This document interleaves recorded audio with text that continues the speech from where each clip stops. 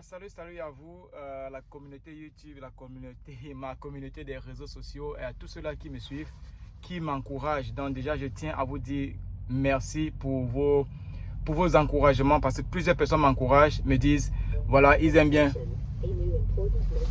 le fait que je parle en français et non en anglais. Et c'est vous qui m'encouragez d'ailleurs à continuer à parler en français et non en anglais. Parce que vous likez la vidéo, vous déposez vos questions en commentaire comme je demande et surtout vous vous abonnez. Il n'y a que par ces moyens que je vais continuer à faire les vidéos en français. Donc du coup, encore merci beaucoup à vous. Je n'ai pas une obligation de faire les vidéos. Je fais les vidéos comme un passe-temps. Ce n'est pas mon boulot. Et c'est quand j'ai le temps, quand je trouve le temps que je me permets d'échanger avec vous et de partager mon expérience. Je tiens à rappeler, je ne suis pas un expert en immigration. Je ne suis pas un expert en voyage. C'est mon expérience personnelle. Ce sont les frères, les amis et tout cela que je connais qui partagent avec moi et je partage avec vous. Déjà, encore merci. Avant de vous donner les 4 erreurs à ne pas commettre ou alors les 4 choses que les gens ont tendance à toujours à faire lorsqu'ils remplissent leur formulaire de Green Card, je vais répondre rapidement à Edith, Rachidi et à Darwin. Ça, ce sont les 3 personnes que j'ai notées aujourd'hui qui m'ont posé des questions en commentaire sur YouTube, sur plusieurs vidéos. Je ne parle pas sur une vidéo et je prends les questions dessus. Donc là, je vois les questions, je note les questions qui peuvent vous intéresser, qui peuvent vous répondre à d'autres personnes. Je note cela et je réponds non seulement en inbox, mais aussi surtout en vidéo. Parce qu'en inbox, c'est une personne. En vidéo, c'est à plusieurs personnes et ça reste là scotché pour que d'autres personnes puissent en bénéficier. Donc déjà, si vous avez des questions, si vous voulez des échanges intimes, vous ne pouvez pas dire encore one-on-one, face-to-face, individuel, personnel, n'hésitez pas. Je vais prendre la peine de déposer mon numéro professionnel dans la bio, dans la description et on pourra échanger là-dessus. Si je ne réponds pas, vraiment, soyez patient avec moi. Là, je suis carrément au boulot et j'ai 1 minute et je partage avec vous. Donc, du coup, mais c'est grâce à vous, c'est parce que vous insistez. Mais Edith qui me pose la question, est-ce que vous pouvez m'aider? J'ai besoin des informations à propos du visa touristique et je voudrais déjà lancer la procédure. Merci. Edith, je ne sais pas si le gouvernement américain a déjà ouvert les visas touristiques parce que c'était bloqué à cause de la pandémie et à cause des vaccins. Parce que même Darwin qui pose la question, est-ce obligatoire d'avoir un pass vaccinal Covid pour entrer aux États-Unis? Aux États-Unis, ce n'est pas obligé. Ok, ce n'est pas obligé d'avoir le vaccin contre le Covid, mais c'est recommandé. Ce n'est pas on ne force personne, mais c'est recommandé. Et si tu as ton vaccin, tu n'auras plus besoin d'attendre les 72 heures, les 24 heures, de prouver que tu n'es pas. Donc du coup, si tu veux le faire, tu le fais. Si tu ne veux pas le faire, c'est quitte à toi. Mais lorsqu'ils vont te soumettre aux conditions de prouver que tu n'as pas le Covid, de prouver que tu es négatif, tu vas te soumettre. Mais quand tu as ton pass vaccinal, ça permet à ce que, voilà, on sait que tu es vacciné, tu as la première dose, tu as la deuxième dose, tu as ton vaccin, tu es clean. Donc du coup, non, ce n'est pas obligatoire, mais les conditions peuvent être un peu délicates. Encore, je ne connais pas la loi d'aujourd'hui. Donc, rentrez sur le site internet de l'immigration ou alors de l'ambassade et ils pourront vous renseigner davantage. Ce n'est pas mon domaine. Edith Teva, Tio, qui posait la question de savoir le visa touristique. Ma chérie, je vais faire une vidéo particulièrement pour toi, pour ce dont tu as besoin pour le visa, non seulement touristique, mais en majorité pour les visas et les choses à faire avant de te présenter à l'ambassade pour ton rendez-vous. Ou alors les documents à remplir ou à déposer avec la demande de visa touristique, étudiant, travailleur, regroupement familial. Je vais faire une vidéo particulière pour toi. Peut-être après celle-ci ou alors une autre fois.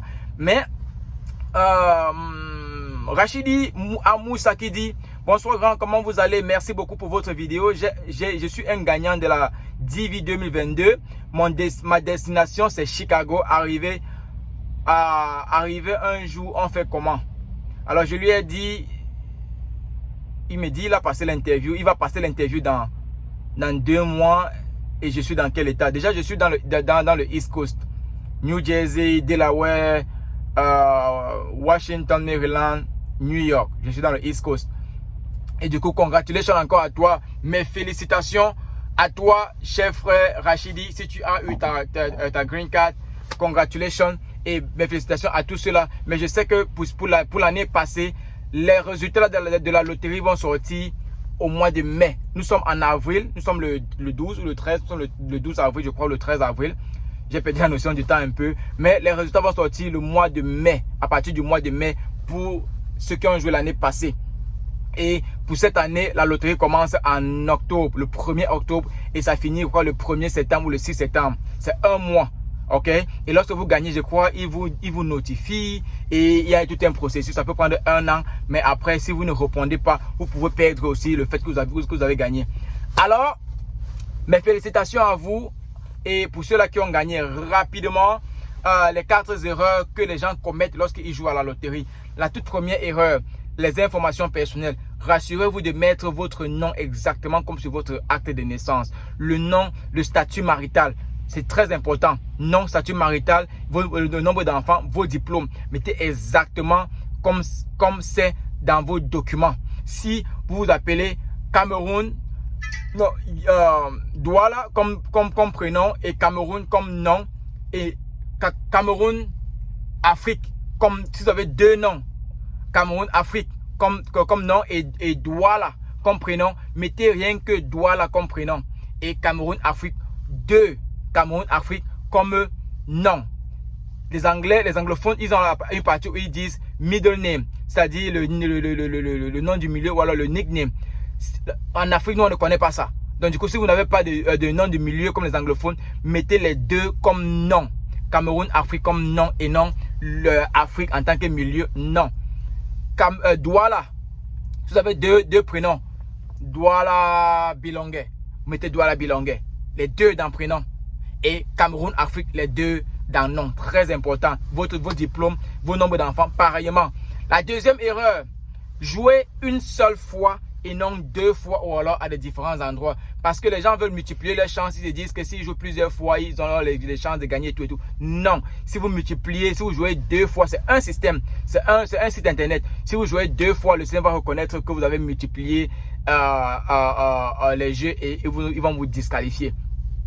La troisième erreur, mentir sur le formulaire. Si vous mentez et que vous gagnez, lorsqu'ils vont découvrir que vous allez vous rapprocher lors de votre interview, ils vont vous disqualifier, ils vont rejeter votre dossier et peuvent même vous sanctionner 5 à 10 ans. Vous ne pourrez plus entrer aux États-Unis, quelle que soit la forme, parce que vous êtes un menteur.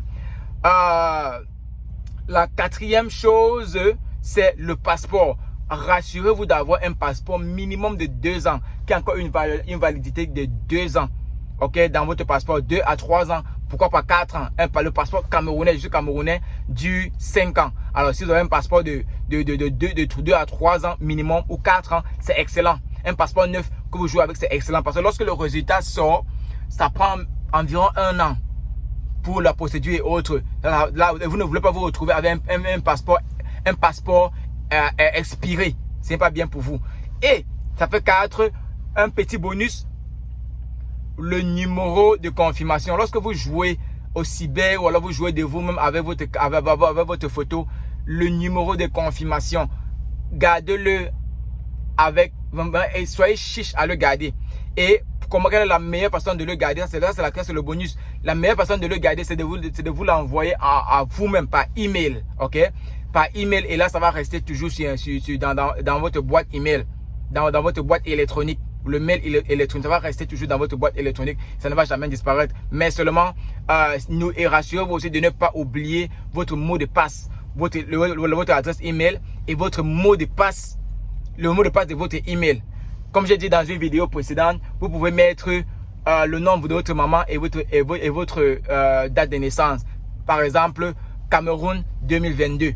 Facile. Vous pouvez mettre le A commercial à la fin, ou bien mettre le A commercial entre Cameroun et 2022. Modifier pour que ça ne soit pas pareil. Et aussi, l'année prochaine, puisque c'est bien de changer le mot de passe, l'année prochaine, vous pouvez ajouter un 1 ou retirer un 1. C'est-à-dire Cameroun 2023 ou Cameroun 2021, ainsi de suite, pour modifier vos mots de passe. Mais surtout, ne pas oublier le mot de passe et conserver votre numéro de confirmation dans l'email au lieu d'écrire sur un bout de papier. Alors, voilà, j'ai répondu rapidement à quelques questions et les 4 erreurs avec le bonus que les gens commettent lorsqu'ils jouent à la loterie américaine. Si vous avez aimé la vidéo, n'hésitez pas à liker, déposer encore plus de questions en commentaire. Je vais prendre la peine de les lire et contactez-moi en inbox par WhatsApp. Je dépose le numéro dans la bio, dans la description. Merci encore et à très bientôt. C'était Sergio, le petit voyageur.